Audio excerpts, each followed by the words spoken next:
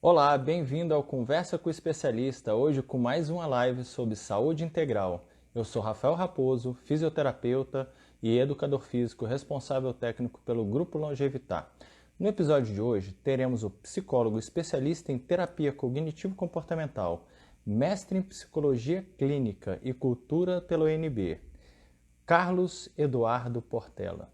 Hoje conversaremos sobre saúde integral, depressão e exercício físico. Sejam todos muito bem-vindos.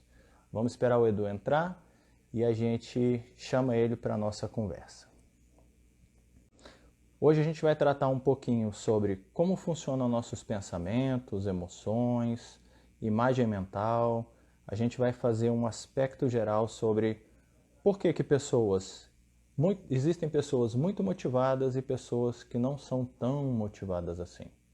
Vamos só deixar ele entrar e a gente já começa o nosso papo. Olá, Edu, meu querido, seja bem-vindo. boa noite. Boa noite, pessoal. Edu, estava fazendo sua apresentação aqui, falando um pouco sobre o tema que a gente vai conversar hoje, né? E o mais importante de tudo, que eu queria saber de você, especialista na Uhum. área cognitivo-comportamental, é como funciona o pensamento, a emoção e essa imagem mental que as pessoas fazem, né? É, é, não sei se todo mundo conhece, na psicologia tem várias abordagens, né? Então, a terapia cognitiva é uma das abordagens, e nela a gente foca principalmente que antes de uma emoção e um comportamento, a gente tem cognições, que a gente chama por isso cognitivo, né? E as cognições, os produtos da cognição são pensamentos, crenças, imagens mentais. Então, os pensamentos estão super relacionados aos nossos processos mais comuns, porque se antes das emoções tem pensamentos automáticos, e antes do comportamento, a gente pode supor que isso vai ter efeitos no corpo, efeitos sociais, né? Então, a gente vai relacionando a questão do pensamento com a emoção. Por Uhum. exemplo, deixa eu dar um exemplo para facilitar. Assim,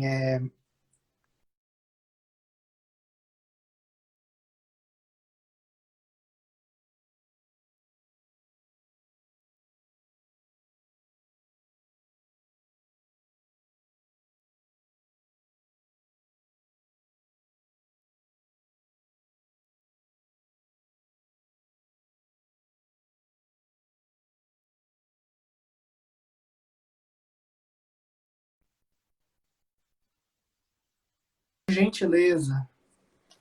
Será que fui Edu, eu que travei? você tinha travado aqui pra gente, você falou que ia dar um exemplo e aí você cortou. Tá, então vamos lá. Eu comecei dando exemplo ou eu não falei nada do exemplo ainda? Não, você falou assim, eu vou dar um exemplo para vocês, aí cortou. Tá. É, o exemplo que eu dou é assim, se eu cumprimento uma pessoa do outro lado da rua, ela não me cumprimenta de volta. Eu posso Uhum. pensar quem ela pensa que ela é para estar me ignorando dessa forma, e aí eu posso ficar com raiva. A mesma situação, se eu cumprimento uma pessoa do outro lado da rua, ela não me cumprimenta de volta, eu posso pensar, será que foi aquilo que eu falei aquele dia, que não foi muito legal, e ela agora está com raiva de mim? Eu já não estou com raiva, eu já estou mais... agora eu já estou ansioso, preocupado. Na mesma situação, cumprimenta, a outra pessoa não me cumprimenta de volta. Eu posso pensar, tá vendo? Mais uma pessoa nessa vida que não gosta de mim, ninguém gosta. Aí eu já estou mais triste. Então você vê, a mesma situação, ela pode ser interpretada de várias formas, e cada forma que eu vou interpretando as situações vai se acionando dentro de mim algumas emoções. Uhum. Então, pensamentos, emoções, as imagens mentais, porque às vezes também, por exemplo, não vem um pensamento formado, né? Às vezes vai vir uma imagem, por exemplo, eu passo em um beco escuro à noite, eu já visualizo alguém vindo me assaltar. Então, às vezes não vem nenhum pensamento de você assaltado. Às vezes pode já vir já a imagem, né?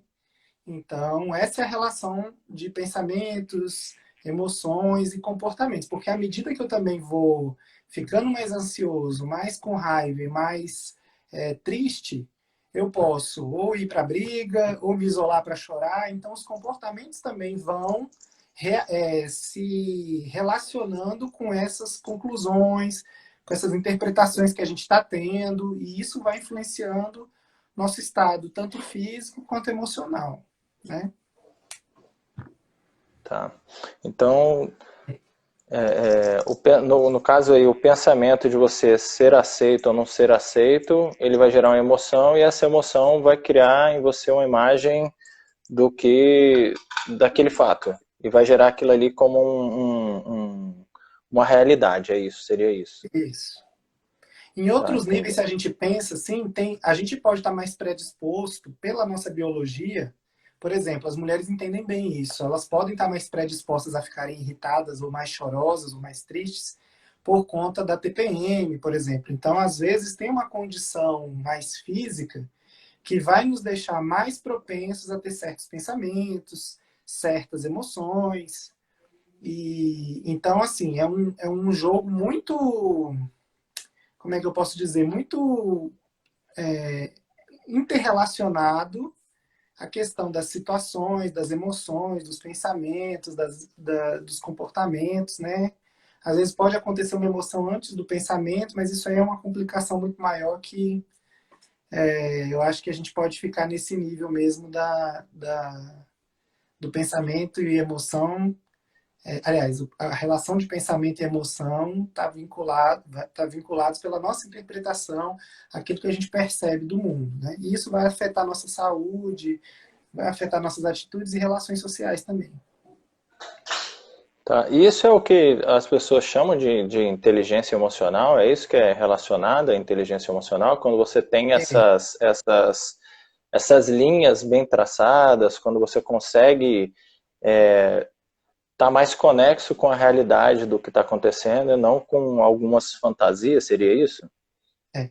Para explicar um pouquinho da inteligência emocional, que tanto se fala e várias pessoas usam isso aí, dentro do que a gente entende da regulação emocional, que é outro nome que a gente dá no contexto da TCC, Terapia Cognitivo Uhum. Comportamental, TCC, a gente primeiro precisa entender que, por exemplo, a raiva ela tem um contexto de ser ativada, acionada, num contexto de regra interna violada. Por exemplo, ninguém pode pisar no meu pé. Se eu tiver essa regra e alguém mesmo sem querer pisar no meu pé, eu vou sentir raiva. Por exemplo, outro exemplo bem comum, assim, sempre ligado a injustiça e prejuízo também. Por exemplo, a pessoa me dá uma fechada no trânsito. Eu fico com raiva porque eu posso ter um prejuízo, eu posso ficar exposto a um acidente, e eu fico com a regra que ninguém no trânsito deveria fechar ninguém, essa coisa toda, né? Então, Uhum. se a regra for violada, eu vou sentir raiva. Ok, essa aí é a raiva, né? Para a gente falar de tristeza, a gente já vai pensar em outros tipos de pensamento e imagens. Por exemplo, a tristeza ela é acionada de uma forma diferente da raiva. A tristeza é acionada por uma constatação negativa a respeito de perdas, fracassos, autodesvalorização, quando eu estou me sentindo burro, feio, chato, e desesperança, quando eu acho que as coisas vão ser assim, que nada vai mudar e vai ser sempre ruim, assim, por exemplo. Então, nesses contextos, eu estou sentindo tristeza. E a ansiedade, diferente da tristeza e da raiva, a ansiedade ela tem a ver com uma expectativa negativa em relação ao futuro. Então, os pensamentos de ansiedade, eles vão ter sempre o verbo, às vezes, no futuro. Por exemplo, o avião vai cair. Então, o indivíduo está com uma ansiedade, um medo, que está no mesmo guarda-chuva da ansiedade, de que o avião vai cair. Ou seja, uma expectativa negativa em relação ao futuro. Carlos, tem expectativas positivas, ou seja, tem uma ansiedade positiva? Tem. Por exemplo, se eu falar para você assim, Rafa, amanhã vem aqui que eu vou te dar o carro que você sempre quis. Então, daqui para amanhã você vai ter uma expectativa positiva em relação ao futuro e mesmo assim vai ficar ansioso. Mas Uhum. essa ansiedade é uma ansiedade boa. a gente trata geralmente as ansiedades ruins, não é isso? Então, quando a gente fala de inteligência emocional, a gente está falando dessa nossa capacidade, primeiro, de perceber e classificar as emoções. Por que eu estou falando, primeiro ponto, perceber e classificar as emoções? Porque a gente pode não se dar conta daquilo que a gente está sentindo. Então, por exemplo, às vezes eu estou numa situação de perda, em vez de sentir aquela perda como tristeza, por exemplo, igual a gente está falando, eu Uhum. fico indiferente, eu posso não perceber aquilo que eu estou sentindo, né?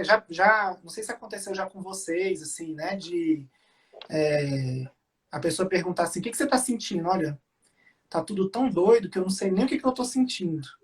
Então, o primeiro momento da inteligência emocional seria a gente perceber aquilo que a gente sente. Sem se esquivar, sem se desviar da sensação, do sentimento. A gente realmente perceber. Esse é o primeiro passo. Classificar é nesse sentido. O que eu estou chamando de tristeza é tristeza mesmo? Porque eu vou dar um exemplo. Na Uhum. nossa cultura, os homens são acostumados a não sentir tristeza. Eu já recebi muita gente no consultório que eles falaram assim: olha, sentir tristeza é coisa de gente fraca. Não só homens, como mulheres também já ouvi falar isso. Então a pessoa já se coloca um bloqueio no sentimento, né? Então isso vai causando um problema emocional e a pessoa vai deixando de ter essa inteligência emocional, porque ela não vai sabendo nem perceber nem nomear qual que é a emoção que ela está sentindo. Então esse é um primeiro ponto e às vezes na terapia a gente gasta muito tempo para o indivíduo falar assim: eu estou sentindo isso, não é isso? Eu estou sentindo raiva, eu estou sentindo ansiedade, para a pessoa poder assumir para ela mesma, admitir que ela sente uma emoção, né? O segundo passo da inteligência emocional seria essa habilidade que a gente tem de usar as emoções para tomar decisões e esclarecer os nossos valores. Então, assim, as emoções, elas têm uma função, se a gente pode dizer assim, dentre várias funções que as emoções têm, de nos Uhum. sinalizar algumas coisas. Então, a gente precisa, às vezes, estar de olho nelas, porque elas são um guia do que pode estar acontecendo, tanto internamente quanto ao nosso redor. Se a gente não tem mais capacidade de reconhecer medo, a gente pode ficar mais vulnerável. Se eu não tenho condições de ficar triste com algo que é para me deixar triste, eu posso perder alguns entendimentos da realidade, né? Então, essa habilidade de usar as emoções para tomar decisões, as emoções, elas nos ajudam a tomar decisão. Tem hora que tem muitas decisões, por exemplo, que elas são muito mais emocionais do que racionais. Por exemplo, ter um filho. Às vezes pode não ser muito uma decisão racional. Pode ser que tenha muita gente que tenha decisões racionais sobre ter filhos, por exemplo. Mas, assim, muitas pessoas têm a decisão de ter filho de forma mais emocional. Por exemplo, não, eu quero isso. Porque se ela for pensar racionalmente, vai ser o primeiro ano inteiro de choro, de não dormir direito, de... Se você for botar no papel, né? Você É sabe muita muito coisa. bem, muito mais do que eu, se você for para a racionalidade da coisa, você pode ir contando esses prejuízos, essas perdas, e você falar assim: acho que não vale a pena. Isso aí é no âmbito racional. Mas no âmbito emocional, eu posso falar: não, claro que vale a pena ter filho, porque né, eu estou tomando uma decisão a partir da emoção, e não só do raciocínio. Né? O terceiro passo da inteligência emocional seria a gente compreender a natureza das emoções, descartando, não aceitando interpretações negativas a respeito das emoções. Então, por exemplo, a gente entende, por exemplo, quando esse paciente fala: sentir tristeza é coisa de gente fraca. Ele já está ali colocando sobre o sentimento de tristeza, a emoção tristeza, uma interpretação que já vai fazer com que ele se esquive, que ele evite sentir tristeza e essa coisa toda. Então a gente tem que compreender que as emoções, elas são naturais, nesse sentido de que Uhum. todo mundo sente emoção. Mas muita gente chega no consultório, por exemplo, uma pessoa com muito problema de ansiedade, ela vai chegar no consultório pedindo para nunca mais sentir ansiedade. Só que ansiedade, tristeza, inveja, ciúmes, aí eu vou ampliando mais o leque aí. São emoções e sentimentos que fazem parte da vida. A gente não é um robô. E muita gente hoje quer ficar só feliz, né? Que Sim. essa coisa de sempre estar só feliz e sempre ter só a emoção, a alegria, parece naquele filme do Divertidamente, aquele desenho da Disney, né? Então, é Excelente. aquela escravidão pela coisa de ser feliz e a obrigatoriedade. Então, e o último ponto da inteligência emocional é como é que a gente pode lidar com as emoções sem negá-las, sem interpretá-las de forma negativa e ameaçadora, mas lidando com elas, aceitando, sentindo mesmo, se propondo, se dispondo a entrar em contato, se conectar com essa emoção e que ela não é catastrófica, ela é só uma emoção. Mas a gente enquanto sociedade tem corrido muito das emoções ditas negativas. Então, a inteligência emocional tem esse lado. Então, uma pessoa inteligente emocionalmente é uma pessoa que percebe, nomeia as emoções, que toma decisões a partir também das emoções, não precisa ser só a partir das emoções, esclarece os valores dela a partir das emoções, não cria as emoções como se fossem uns demônios e demoniza as emoções, e também vai manejando as emoções, lidando com elas de forma tranquila, apesar de, às vezes, não é fácil entrar em contato com as emoções, né? Às vezes é sofrido, mas sabendo que tem o dia de você ficar triste e que isso tá e tudo bem, né? Tudo bem no sentido não que tá gostoso, que tá legal sentir essa tristeza, mas que tudo bem no sentido assim, eu sou humano e isso faz Que é parte da normal, minha. pode acontecer. Então é isso. Não sei se eu respondi sua pergunta sobre inteligência emocional, né? Não, super respondeu. E aí, Edu, tem uma coisa que sempre me intriga, assim, sabe? Porque a gente vê que tem muitas pessoas que elas têm uma motivação, assim, gigante. Elas são muito motivadas e outras nem tanto. Tem várias dificuldades, né? Até no nosso papo, o papo antes da live mesmo, a gente conversou sobre. Tem pessoas que são muito motivadas até para acordar, tem pessoas que são mais lentas. Não estou colocando no âmbito acordar, mas tem pessoas que são muito motivadas até para fazer tudo e outras pessoas que essa motivação é muito baixa. Como que na psicologia vocês mexem com isso, né? Porque também o excesso de motivação pode ser um problema e a falta dela também. Como que vocês manejam com isso assim? A questão da motivação é muito importante, né? E a gente não pode, enquanto profissionais da psicologia, deixar o paciente sozinho nessa questão da motivação. Uma Uhum. coisa que a gente tem visto que tem dado muito, muito certo nesse sentido da motivação é esclarecer os valores, porque os valores, eles são, vou falar um termo bem técnico aqui, tá? Operações motivadoras verbais. Então, por exemplo, se eu sou honesto, se honestidade para mim é um valor, vamos colocar assim, tá? Para a gente exemplificar. Se honestidade para mim é um valor, eu vou estar muito mais predisposto a pensar a partir da honestidade e a me Sim. comportar a partir da honestidade. Vai ser mais fácil para mim, porque eu tenho esse valor, eu ter crenças, emoções vinculadas e atitudes vinculadas a esse valor. Então, os valores são operações motivadoras verbais. Uhum. E às vezes, por exemplo, pode ser até contra mim, mas pelo meu valor eu faço, sabe? Tá.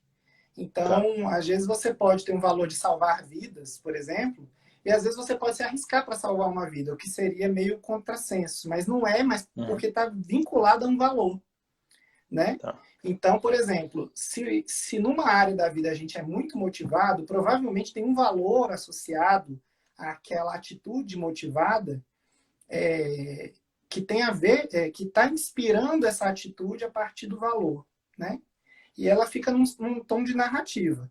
Mas, por exemplo, tem pessoas que podem ter o valor da honestidade, mas ter crenças ruins a respeito e atitudes ruins a respeito da honestidade, né? Por exemplo, uma pessoa com o valor da honestidade, ela pode ter uma crença de tipo assim, falar a verdade, eu tenho que falar em todo momento, doa quem doer. Já está uma crença, mesmo associada a um valor muito bom, porque o valor ele é sempre uma coisa boa, uma coisa etérea, que não tem, né? Só que a pessoa pode, a partir do valor, formular uma crença do sentido, não, eu vou falar o que me der na cabeça, doa quem doer. E aí a atitude dela é uma atitude desagradável, uma atitude de falar uma coisa que não tem nada a ver e vai trazendo problemas para ela, mas percebe que está baseado num valor. Então a Sim. gente pode ter um valor que seja motivador do comportamento, dos pensamentos, Uhum. mas a gente pode ter crenças e pensamentos e imagens associados aos valores que não sejam muito funcionais, que estejam um pouco Tá. distorcidos, disfuncionais. Entendeu? Então, a gente pode, nesse sentido que eu tenho visto, e muito na clínica, a gente tem que trabalhar, quando o indivíduo está mais motivado ou menos motivado, a gente trabalhar um pouco mais essa questão dos valores, né? Mas isso é uma das coisas que a gente pode fazer para motivar as pessoas. Muitas vezes a gente também tem essa crença de que eu tenho que estar motivado a priori para poder fazer aquilo que eu preciso fazer. E isso também está distorcido. Porque tem muitas coisas Uhum. que a gente faz que a gente não precisa estar motivado para fazer.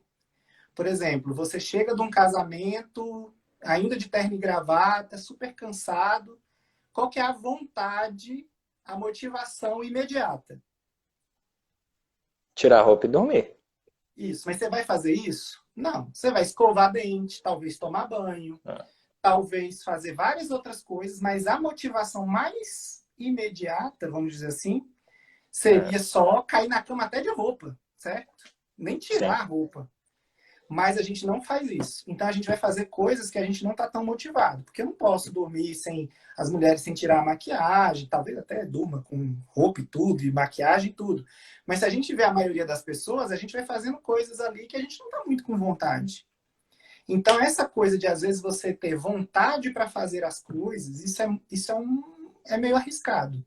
Porque às vezes você não Sim. vai ter vontade e às vezes você vai ter que ir. Por exemplo, quantos de nós, assim, para ir para o trabalho, às vezes a gente queria ficar na cama, mas por responsabilidade, que é um valor, não é isso? Às vezes Isso é para verdade. receber o dinheiro, às vezes por tantos outros motivadores, a gente acorda e vai, mesmo sem vontade, né?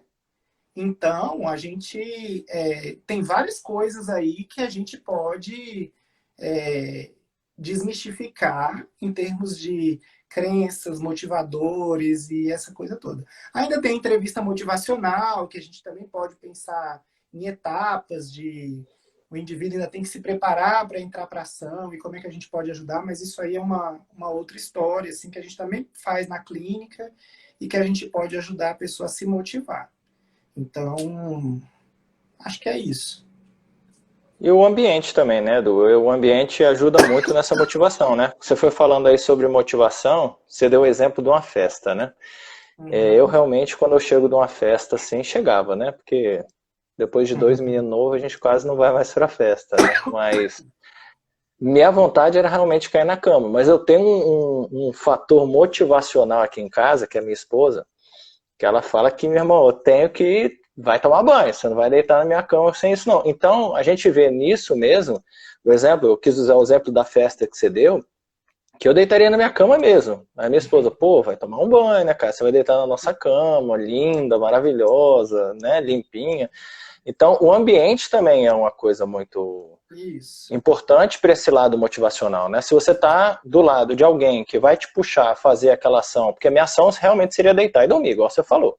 Tira a roupa, deita, no outro dia você toma banho, não sei o quê. Mas o ambiente que eu estou inserido me ajuda a ter motivação para tomar um banho. Isso. Então, é por isso que eu estou Então, falando. Vários fatores, várias variáveis podem interferir nessa questão de ficar motivado ou não a fazer alguma coisa.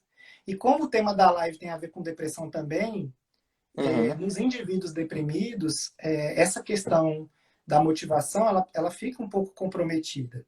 E eles têm, assim como os outros, essa crença de que eu preciso ter vontade antes de fazer algo, isso fica como um imperativo muito forte. Então, que a gente precisa ajudar a questionar para a gente formular outras crenças, outros pensamentos que possam ajudar o indivíduo a romper e ficar mais ativo, uhum, primeiro comportamentalmente falando, para depois essa ideia ser reformulada e essas crenças serem ressignificadas, né? entendi. Motivação pra... Não, eu até ia falar isso. Uma coisa que eu fico muito pensando é assim, eu trabalho com atividade física, né, que também é um dos temas Uhum. da nossa live de hoje, é o exercício físico. E a gente vê que muitas pessoas, elas não têm motivação para começar a malhar ou para se manter numa atividade física, né? E a gente vê que as pessoas que têm maior dificuldade de fazer atividade física, ou menor motivação para fazer atividade física, são aquelas que estão num ambiente onde as pessoas não praticam, né?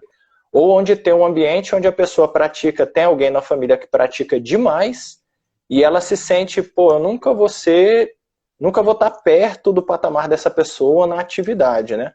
Então eu vejo assim, lá no na nossa realidade de reabilitação e atividade física, a gente vê muito isso, que as pessoas não se sentem motivadas a querer fazer uma atividade física porque elas acham realmente que elas têm que estar prontas, elas têm que estar bem para ir fazer uma atividade física, quanto é o contrário, né? O movimento gera uma sensação de bem-estar, o exercício físico vai gerar um bem-estar e vai dar uma alavancada nela para que ela consiga ter motivação até para outras coisas. Né? Isso. Quem normalmente faz algum tipo de atividade pela manhã, relata pra gente que, nossa, como o meu dia muda quando eu faço atividade física e quando eu não faço, né? Então a Isso. atividade física vem como um motivador mesmo, Isso. um E motor essa coisa do propulsor, né? adiar coisas até boas para a gente, porque a gente vai adiando coisas boas para a gente, coisas que seriam, coisas que nos ajudariam, né? A Uhum. atividade física, ela entra numa delas. Mas assim, por exemplo, se eu, ao invés de ir para academia de manhã, eu prefiro dormir, eu estou muito mais suscetível, como a maioria dos seres humanos, eu estou muito mais suscetível a ceder a prazeres imediatos.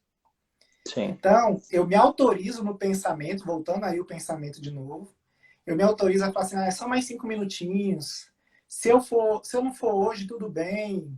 O Rafa não vai brigar comigo. Depois eu peço desculpa para ele. Então vem uma série de pensamentos que vão me autorizando a sair da meta e a ceder a prazeres imediatos. Porque os prazeres mais imediatos que a gente tem, se a gente for falar de três pelo menos, seria dormir, comer e sexo.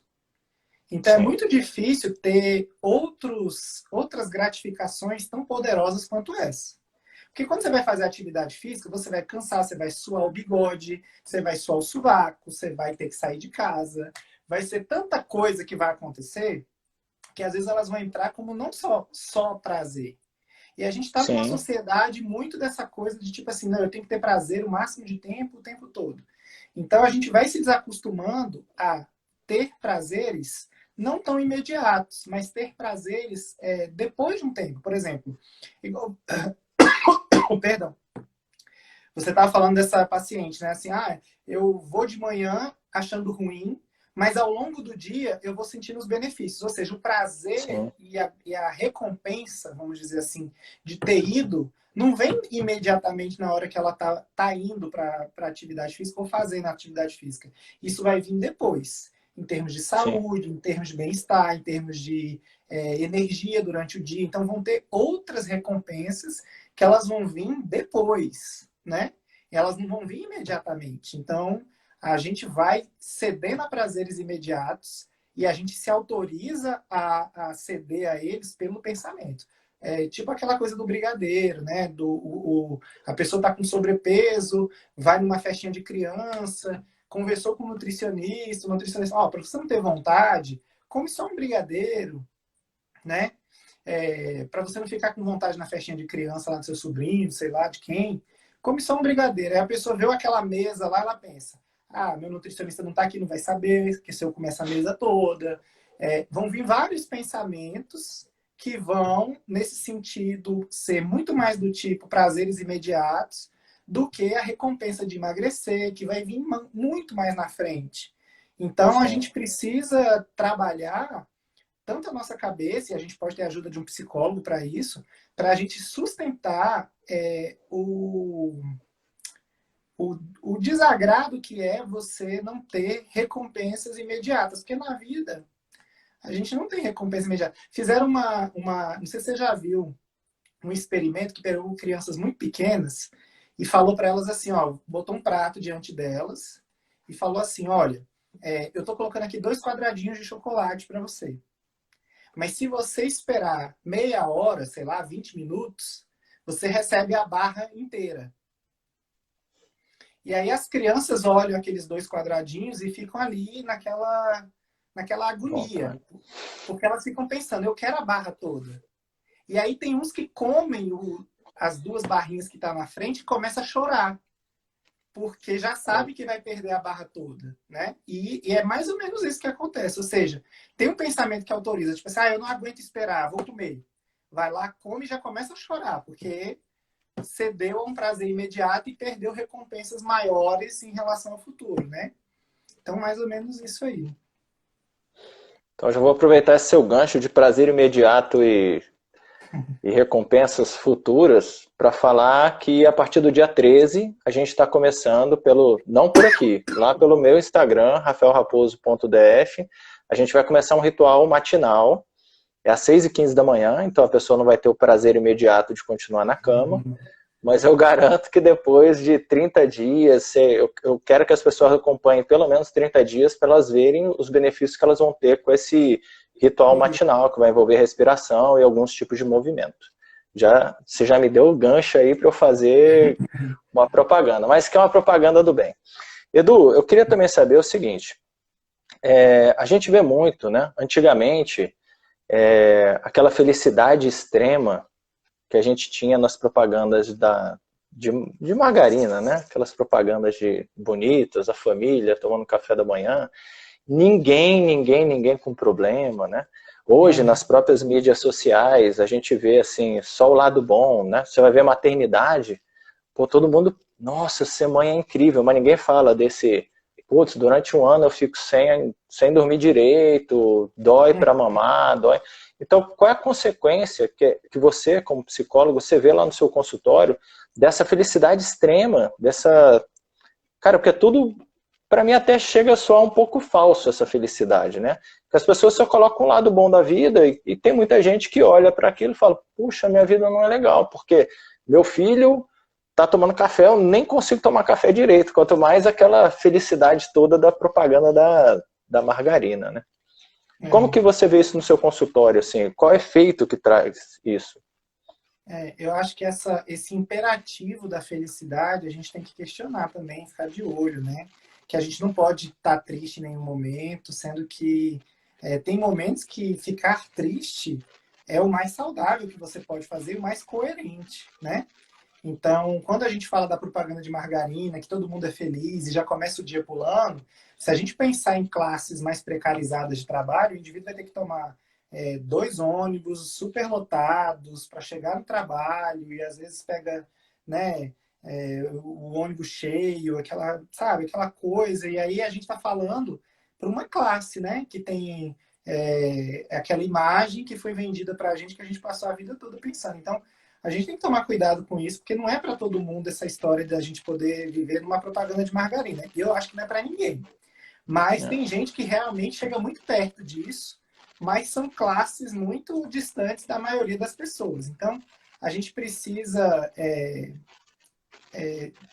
sei lá, parar de evitar essas coisas como a vida difícil, como se ela fosse um problema e que isso entregaria que a gente não está fazendo alguma coisa certa na vida e essa coisa toda. Então, essa urgência de felicidade dentro de uma sociedade que cobra eficiência, eficácia, em vários lugares, né? Que você tem que produzir, você tem que... enfim, você tem que dar certo, você tem que ser um exemplo de sucesso, você tem que... Sabe? Então, isso aí vai cansando. Tem um filósofo chamado Byung-Chul Han, que ele tem vários livros questionando como é que a gente está vivendo a nossa sociedade atual, e ele fala a respeito da sociedade do cansaço. E às vezes a gente não tem tempo nem para cansar, e se a gente cansar, a gente fica caladinho, porque para os outros têm que ver ali no Instagram, nas redes sociais, né? Que a gente é feliz, que a gente dá conta de tudo, que a gente é um sucesso, que a gente só venceu na vida. E às vezes, Sim. assim, muitas vezes a gente só avança porque às vezes a gente errou muito, né? Então eu fico vendo muitas, assim, muitos testemunhos, às vezes, por exemplo, a Beyoncé falou que ela ganhou vários Grammys, mas ninguém vê o tanto de vezes que ela perdeu Grammys e tantas vezes que ela teve não na vida, né? Então a gente fica vendo a Beyoncé como se fosse um exemplo de só sucesso e não é verdade. Para ninguém é assim, né? Mas muitas vezes eu posso olhar isso e falar assim, olha, se eu não for um sucesso sempre, eu vou... E se eu não for feliz sempre, porque tem alguma coisa de errado comigo, a minha vida não tem valor, e aí, de novo, os pensamentos e crenças. Eu vou formulando coisas que vão sabotando a minha saúde física, mental e social, assim, né? O que você acha? Entendi. Não, eu tava querendo porque eu também não acredito nessa felicidade extrema, né? Aham. Eu adoro meus filhos, mas tem dias que a gente toma café aqui em casa e é um caos para tomar café. Então, eu não deixo, eu acho o máximo tomar café com eles, assim. Mas tem dias que realmente tem altas coisas legais, engraçadas. Hoje meu filho estava super engraçadinho no café da manhã, maneiríssimo. Traz aquela felicidade, mas tem dias, bicho, que é... Você fala, Deus do céu, cara, como que eu vou tomar café da manhã? Eu tenho que ir pro trabalho, blá, blá, blá. E essa é a vida real. E tem muita gente que realmente não percebe. Eu vejo isso no próprio, lá, né, no estúdio, na academia que eu tenho. Nós somos academia terapêutica. E tem muita gente que vai para lá achando que a gente vai dar um... Por quê? Vai Porque a cair do gente céu. coloca... Isso, a gente coloca muitos casos de sucesso, assim, né? Mas as pessoas acham que o sucesso que a gente teve na reabilitação de uma pessoa, ou na melhora com um amigo, de repente falou, não, vai lá no Rafael, vai lá no Grupo Longevitar, que, cara, o cara é bom, vai te melhorar. E tem gente que chega lá e acha que eu vou, ó, tá melhor. Não vê esse processo mesmo, né? Já acha que é só felicidade mesmo de, vou chegar lá e sair bem. Eu não quero, você falou da recompensa imediata. Eu vou lá, o cara vai fazer alguma coisa, eu vou sair bem. Então, acaba que as pessoas ou querem estar muito bem, isso não é possível para gente que trabalha com Não reabilitação, é realista. não é realista, é isso que eu estou falando. É mais no sentido da... A felicidade para a gente lá é quando a gente vê um aluno nosso, um paciente nosso, fazendo várias coisas que ele não conseguia. Então, tem gente que fala, poxa, eu não consigo baixar para pegar meu neto. Isso é uma felicidade pra gente. É uma felicidade para ele. Mas não é todo momento que ele vai conseguir baixar. Sim. E aí, de vez em quando, ele fala, poxa, mas ontem eu não consegui pegar meu neto no colo. Calma, mas antes você não conseguia nunca. E agora, de vez em quando, você pega. Então, vamos saborear essas pequenas felicidades, esses pequenos momentos, né? Isso, isso. E aprender com aquilo que não deu certo, com aquilo que não foi bom, né? Então tudo isso que está disponível para a gente é para a gente crescer, para a gente melhorar e essa coisa toda, né? E Edu, deixa eu te perguntar, e a gente chegar no tema mesmo, que a gente vai conversando e a gente ainda não chegou no tema mesmo. Como a terapia cognitivo-comportamental, ela pode ajudar as pessoas com baixa motivação e as pessoas com depressão. Isso. Como que vocês ajudam mesmo, assim? Retomando, acho que um pouquinho de cada coisa do que eu falei, eu acho que eu já Aham, fui dando algumas pistas, né? Por exemplo, eu acho que essa coisa da motivação, se ela tem a ver com valores, vamos descobrir valores, vamos ver o que, que realmente motiva o indivíduo, né? A partir dos valores. Vamos ver as crenças e pensamentos a respeito do fazer, a respeito de como é que está essa depressão. E por isso que a gente fala muito na TCC de formulação de caso. Porque não adianta a gente ter um protocolo de tratamento de depressão generalizado. A gente tem que ver cada indivíduo e ajustar o protocolo para esses indivíduos. E a gente ajusta por causa da formulação. O que é a formulação? É a gente entender cada problema do deprimido, por exemplo, e a partir de uma personalidade mais... Porque, por exemplo, tem deprimido que vai deprimir por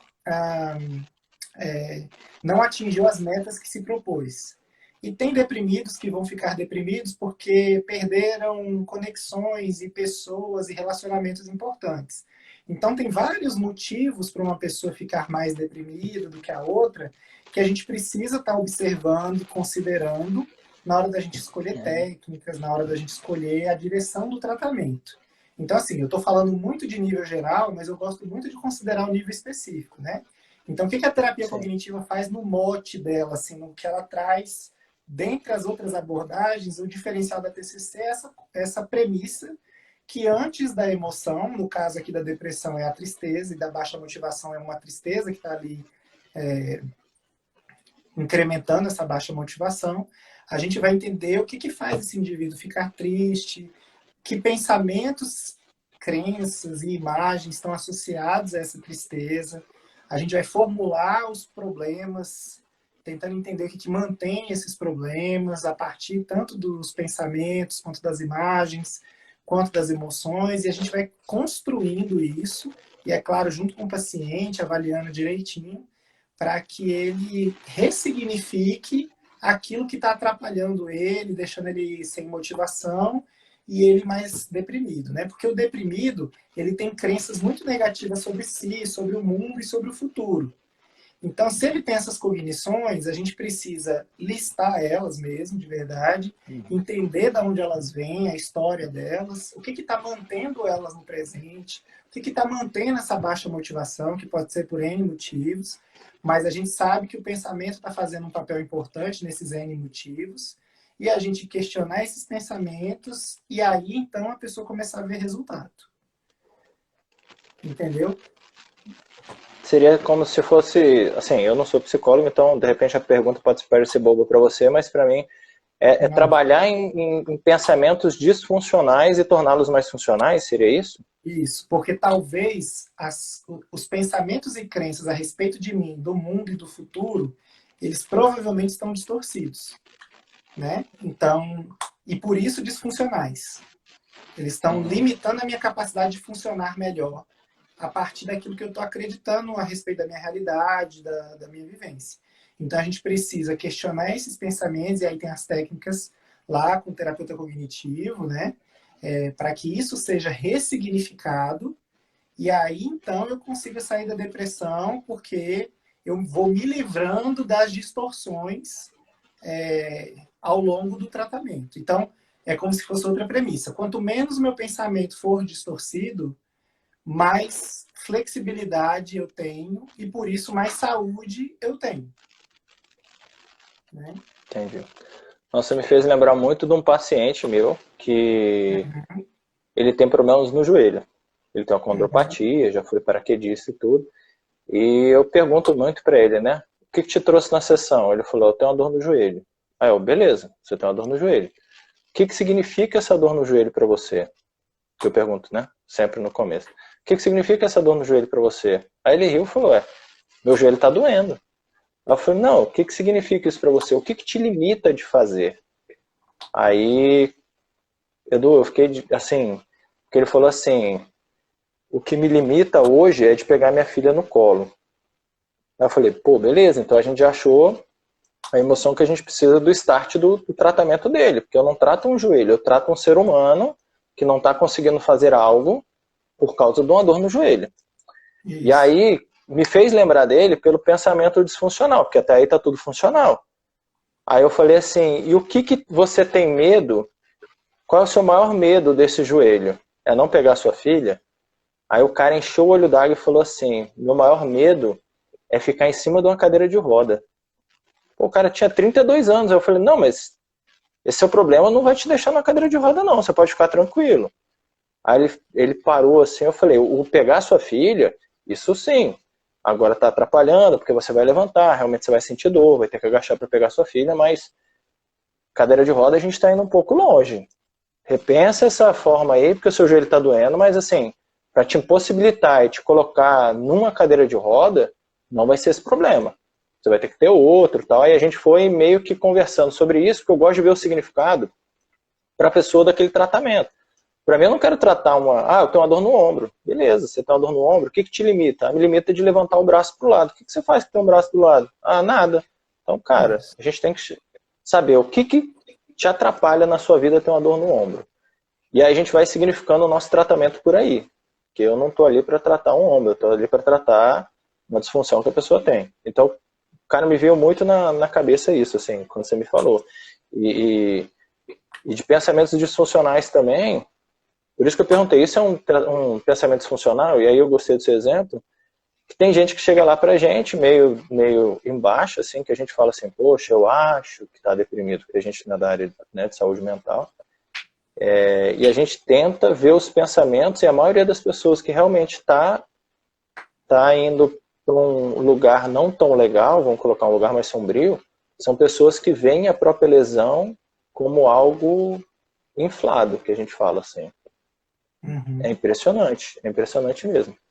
E Isso. aí eu acho muito legal, porque a gente vê o tanto de alunos que a gente tem, né, que chegam com esse estágio mesmo de um pensamento disfuncional que precisam, de repente, de um aporte, de um aporte de um suporte, na verdade, de um profissional de terapia, né?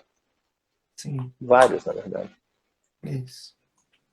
Eu acho que é um tratamento sempre muito integrado, né? Eu gosto dessa coisa mais de várias disciplinas estarem conversando de forma interdisciplinar, assim, né? Da gente poder conversar juntos e aí cada um vai fazendo uma parte do tratamento. Eu acho isso muito mais rico, né? E Edu, a gente falou um pouco, eu queria que você falasse para o pessoal aí, que está assistindo a gente, você falou que vocês têm até um trabalho que vocês colocam, que eu achei muito legal quando você comentou, porque é uma coisa que instintivamente a gente faz também, mas você tem uma propriedade maior para falar sobre isso. Vocês falam que algumas dos trabalhos de vocês fazem alguns trabalhos de respiração, né, para poder mexer um pouco e mudar essa dinâmica, né, Isso. Principalmente em quadros ansiosos, né? Tá travando? Uhum. O meu tá travando? Não, Não. não. Principalmente em quadros ansiosos, a gente vai fazer muito dessa coisa do... Não sei se quem está nos assistindo aqui, essa coisa do sistema nervoso, se lembra lá da biologia, lá do segundo grau, do sistema nervoso simpático, autônomo, simpático e parasimpático, né? Quando a gente está muito ansioso, por exemplo, a gente está com o sistema simpático muito ativado e o parasimpático muito desativado, né? Então, Uhum. a natureza nos coloca isso para que eles fiquem numa inibição recíproca em equilíbrio, vamos dizer assim. E aí, conversando com o Rafa antes da live e tal, né, se preparando para esse momento, ele falou assim, talvez assim, a gente pode pensar, a gente trabalha na fisioterapia, na parte mais física, de tentar, para o deprimido, às vezes, ativar mais o simpático, né? Então, tem outros tipos de respirações, assim, de exercícios respiratórios que podem ativar um pouquinho mais o simpático para que o parasimpático fique um pouquinho mais desativado e a pessoa tenha mais energia, mais disposição e tal. Na psicologia, a gente faz muito respiração diafragmática, respirações mais do tipo de ajudar o parasimpático a entrar em inibição recíproca com o simpático para dar aquela desenergizada do ansioso, né? Então, Uhum. para o ansioso dar uma relaxada. Mas pode ter, eu não conheço, alguns psicólogos que possam fazer essa ativação mais simpática a partir de respiração. Mas quando eu vi que você falou isso, acho muito interessante, assim, por isso que eu falo, né? Tem que ser um tratamento conjunto, assim, porque cada um vai trazendo uma técnica, uma visão, se lembra de alguma coisa das especialidades e a gente vai conversando e fazendo um tratamento específico para aquele deprimido que não se repete em outros deprimidos, né? Não, no caso eu até perguntei do ansioso mesmo. Vocês fazem uma respiração um pouco mais lenta, que é para aumentar do de vocês que vocês fazem, é para aumentar a percepção do tempo presente, para vocês fazerem a terapia, mais no final da terapia. É isso que eu queria entender um pouco assim, porque a gente usa mais no final de treino, assim, no final da nossa reabilitação. Mas Não eu queria precisa saber como que necessariamente vocês... ser no final, não. A gente já pode começar com isso, a gente pode terminar com isso. Depende muito de como é que está o andamento do processo psicoterápico, né? Uhum. Então, por exemplo, se você... eu tinha um paciente que ele tinha medo de avião, então a gente vai fazer uma imaginação, uma dessensibilização imaginada primeiro. A gente então faz um tempo de respiração diafragmática para ele relaxar, conseguir entrar no exercício. Aquela imaginação que vai ser um pouco temerosa pode ficar mais tranquila e aí ele assimilar melhor a atividade que a gente está propondo. Então, é num sentido mais de relaxamento, de tirar a consciência daquele medo, ficar com uma consciência mais tranquila, até às vezes mais rebaixada, no sentido quase hipnótico, mas sem pensar nisso, assim, mas Uhum. num sentido de uma tranquilidade, de uma posição muito mais receptiva, vamos colocar assim, para a atividade que a gente vai propor, que talvez puxe bastante a ansiedade.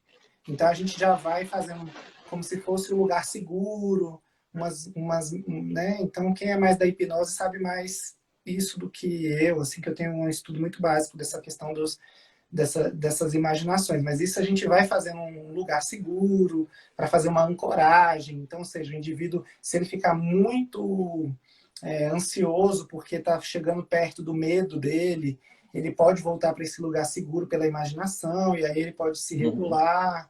Então, é outra história, assim. Então, é, tem a ideia direta de mexer no simpático e parasimpático, e tem a ideia direta de fazer a pessoa ficar no presente, da pessoa acessar conteúdos que ela não está dando conta, dela ficar mais tranquila para ela acessar esses conteúdos, né? Tem isso aí, sim. E Edu, você, assim, uma visão sua, né, também. A gente fala que hoje o mundo é um mundo de deprimidos e ansiosos, né? A gente Mas tem brinca, mais assim, gente, entre a viu? gente. Tem, Hã? tem, tem outras pessoas além dos deprimidos e ansiosos por aí, mas Não, eu sei, é porque a gente fica muitos. brincando que, pelo jeito, pelas pessoas que a gente pega, ou elas estão muito em Ah, baixa, ou elas estão muito ansiosas para que o tratamento delas consiga alcançar e alavancá-las para o que elas estão precisando e querendo. Então a isso. gente fica brincando assim, né? Que ou a pessoa está muito deprê, que chega pra gente, ou ela está muito ansiosa por um tratamento. A gente sabe que no âmbito aí cognitivo, no âmbito mental, existe muito mais coisa. Sim. Então, o que eu queria saber, assim, o que é mais difícil para a gente trabalhar? Isso é uma opinião, tá? Não você. Você é terapeuta, você tem toda a ferramenta. O que é mais difícil para a gente? É a gente ter um paciente ansioso ou deprimido para as coisas que a gente precisa. Por exemplo, alavancar uma atividade física diária. O Na ansioso ou minha, deprimido. na minha experiência, eu acho os pacientes deprimidos um pouco mais difíceis do que os pacientes ansiosos. Porque o ansioso, ele tem essa energia simpática, vamos dizer assim, de fazer as coisas ainda, né? E o deprimido, se ele ficar um deprimido muito grave, como vários casos que eu já peguei, talvez ele não tenha energia para nada. Então, às vezes, nem para ir para terapia, nem para fazer aquilo que faz bem para ele. Então, nesse sentido, no meu ponto de vista, não estou falando por ninguém, estou falando por mim, eu acho, na minha experiência, mais difícil, mas também não é impossível, nem acho ruim, Uhum. né? Porque senão as pessoas vão achando que a gente acha ruim. Eu acho mais Não, não. difícil, né? Lidar com um paciente muito deprimido do que com um paciente muito ansioso, né? Não, eu te Mas perguntei a sua todos opinião. tem que fazer regulação emocional, né? Eu te perguntei a sua opinião porque porque pra gente, que nem eu te falei, o que a gente mais pega, o ansioso pra gente é muito problema, porque é o que você falou, ele quer o resultado para ontem. Então a gente que mexe com essa parte de reabilitação, a gente vê os dois como, não é que seja um problema, mas a gente vê que os dois causam pra gente a gente tem que ficar muito perceptivo que o ansioso, ele quer ver o resultado para ontem. O deprimido, de vez em quando, ele não faz a maioria das atividades que a gente pede para ele fazer em casa, para que o tratamento dele seja mais efetivo e mais rápido. Por isso que eu fiz essa Sim. pergunta para você, porque para a gente é muito, os dois são muito, não vou falar difícil, mas os dois são trabalhos diferentes mesmo, porque um quer o resultado Diferentes. logo e o outro não ajuda você a chegar no resultado que ele precisa, várias vezes fica desmotivado de ir à reabilitação, então já a gente volta um pouco atrás, o ansioso. Um dia desse eu fiz um tratamento, a pessoa falou, nossa, eu tive 80% de melhora no ombro. Eu falei, massa, então vamos fazer tal exercício. Sabe o que a pessoa fez? Chegou em casa e foi fazer uma faxina, porque estava super bem. Então, assim, na ansiedade de voltar a fazer tudo, a pessoa também de vez em quando atrapalha o nosso tratamento. Por isso que eu perguntei para você do ansioso e do deprimido. Apesar Isso, do e não nosso é papo o hoje. ansioso que colabora mais e está com mais energia, que também, igual você está falando, não vai, às vezes, complicar um pouquinho as coisas, né? Então, tem casos ansiosos muito mais graves do que casos de pessoas com depressão. Lembrando que não é ficar triste que você está deprimido, né? Sim. Tristeza faz parte da vida. E a gente tem que saber separar o que é tristeza de depressão. Depressão é um quadro clínico, né? Então, nesse sentido, indivíduos com transtorno de ansiedade, indivíduos com transtorno de depressão, né, transtornos depressivos, tem vários níveis aí, diferença entre eles, e aí é difícil a gente falar de uma forma geral uma coisa que sirva para Sim. todo mundo, né? Mas é sempre bom fazer essa ressalva, mas na experiência a gente está aqui falando, né, daquilo que é da experiência. Para mim o que ficou muito marcado aí na sua fala desde o começo foi justamente isso, a pessoa ela tem que começar a entender um pouco melhor as emoções que ela tem, né? É igual você Uhum. falou, muitas pessoas não sabem nem que emoção elas estão sentindo. Então, para mim, cada um vai ter o seu, mas a grande percepção e grande sacada é essa, de começar a perceber suas emoções, né? Para através Uhum. disso saber o que realmente você está sentindo e aí sim começar a buscar efetivamente o que você precisa, né? Porque se você não Sim. sabe nem o que você está sentindo, como que você vai buscá-lo? Isso, e a partir das emoções que eu tenho, eu entender o que eu pensei para chegar naquelas emoções, que aí a gente pensa nessa história dos pensamentos e emoções nessa inter-relação, né? Nossa, perfeito. Edu, cara, sou muito grato por você ter vindo aqui falar um pouco pra gente. Essa é uma área apaixonante. Eu realmente não sou terapeuta, não, né? Meu conhecimento sobre isso é muito pouco, mas é uma área que a gente vê assim que é uma área fenomenal. É uma área. Poxa, antigamente eu falava assim, para que terapeuta? E hoje eu falo assim, cara, você está precisando se tratar? Pô, tem paciente que chega lá e fala, cara, eu não vou conseguir te dar resultado enquanto você não trabalhar isso na sua cabeça. Porque tem as doenças autoimunes, né? Então, tem várias das doenças autoimunes que pra gente, como reabilitação, é muito difícil, porque enquanto a pessoa não começar a trabalhar um pouco mais dessas emoções que estão fazendo, ela sempre vai cair em recidiva e já foi a um fisioterapeuta, já foi a outro, e se eu não pensar nisso, eu vou ser mais um que não vou dar resultado. Então eu penso hoje muito mesmo. Você tem que trabalhar. Opa, começa um trabalho com psicólogo junto. Eu gosto muito. Porque a gente vê que é impressionante como as pessoas ficam. É impressionante, é impressionante. Eu só parabenizo, agradeço realmente pela sua disponibilidade de falar um pouco pra gente. Acho a sua área Uhum. incrível, incrível, incrível. E que Deus abençoe aí seu caminho para você ajudar muita gente. Que a gente da área de saúde está aí para ajudar, né? A gente está aí para servir ao próximo. Então, Com certeza.